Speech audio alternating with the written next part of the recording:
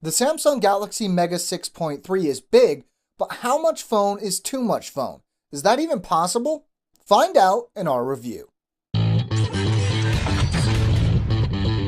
Hey everybody, I'm Chris Wook. If you're like me, and I know I am, you might think it's a little weird that phones keep getting bigger and bigger when not too long ago the goal was to make them smaller. Now we have this, the Galaxy Mega 6.3. Sure, it's got a big screen, but is that enough to make it worthwhile? Well, let's get started by taking a look at the specs. The Galaxy Mega 6.3 has, you guessed it, a 6.3-inch 720p display. It runs a Qualcomm Snapdragon 400 chipset with a 1.7 GHz dual-core Krait processor, an Adreno 305 GPU, 1.5 gigs of RAM, and either 8 or 16 gigs of internal storage, expandable via microSD. We're looking at an 8-megapixel rear-facing camera with 1080p video capture, and a 1.9-megapixel front-facing camera. Finally, powering everything, we have a 3,200 mAh battery. There's no way around it. The Galaxy Mega 6.3 is big. Now, depending on your point of view and how you use your phone, that's either a good thing or a bad thing. But other than its general size, this is still very much a Galaxy device we're looking at here. The power button, volume rocker, headphone jack, and USB port are all exactly where you would expect to find them. The general feel of the device is solid yet light, like a much larger version of the Galaxy S4, and it's actually thinner than the Note 2. Its size is probably a minus if you drop it though, because it might be easier to break, so try to hang on to it. With a resolution of 1280 by 720 on a 6.3-inch screen, we're only looking at a pixel density of around 230 pixels per inch here, which had me concerned before I really got into using the Mega, but it's surprisingly not that much of a problem. Text and icons rendered fairly sharply, and so did video. The display is a TFT LCD, which is a little strange, as Samsung normally uses Super AMOLED displays, but I actually preferred this as the colors aren't quite so exaggerated. The display's brightness is better than average, and black levels are fairly deep. To test performance, we turn to our usual first tool of choice, Antutu Benchmark. We ran the benchmark not once but 10 times and took the average of the scores, which ran from around 12,500 to around 13,600. Our final average score was 13,309.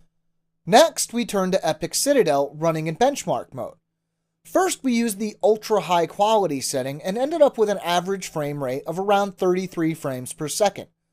Running in just high quality mode upped the frame rate to around 57 frames per second, while high performance only bumped it up to 58 frames per second.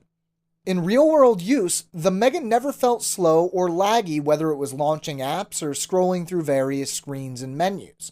I tried a quick race in Real Racing 3, and though I may not be great at the game, it performed just fine. The Galaxy Mega 6.3 runs Android 4.2.2 Jelly Bean right out of the box, and it's overlaid with the same version of TouchWiz as the Galaxy S4, so it feels very similar, just minus a few features. Due to the large size of this device, it's nice to see a landscape mode included on the home screen for when you want to use it more like a tablet.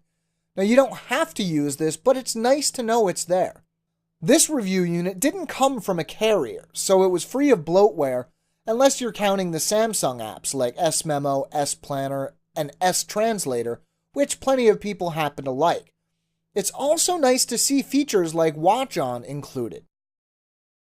Sadly, I was a little disappointed by the camera. 8 megapixels didn't sound bad, and even though this is no S4, I was expecting something pretty nice. But the photos I took aren't very sharp no matter what the lighting conditions were, and even using the LED flash didn't help here. Samsung included a whole lot of camera functions like HDR and Drama Shot, but they're not much use if the pictures aren't that great. The 1080p video looks much better, though the colors tend to be a little flat. Motion is nice and smooth, and the image is generally very sharp.